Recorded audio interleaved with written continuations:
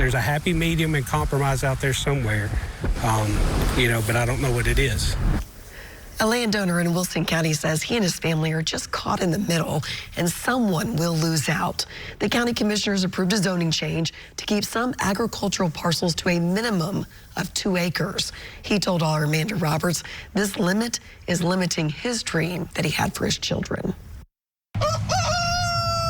With 4 children, Jason Denton and his wife adapted a peacekeeping policy. If we do want something for one, we're going to do it for the other 3. But now someone is going to lose out. I'm just telling them, look, we'll figure out another way to make it equal. Back in 2012, he and his wife bought their approximate 8 acres and built their family home.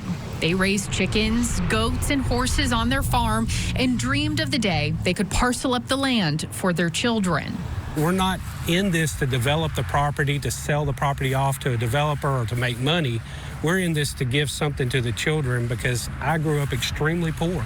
But new county zoning laws prohibit Denton from splitting up his 8 acres 5 ways. We've gotten caught in the middle of this, and there's a lot of citizens, a class of citizens that's being created by this resolution change that's going to fall victim to the fact that their rights have been taken away.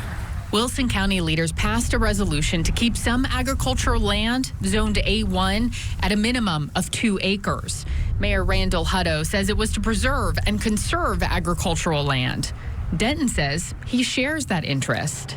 There's hay bales, there's a barn, all the things that are here we earned, and we have made it what it is. And we want to share that with our children. Hoping for a compromise, Denton says he is disappointed.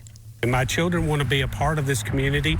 They want to come back here, pay taxes, have their kids in school, vest in this community, just like I am. Wilson County has been their home.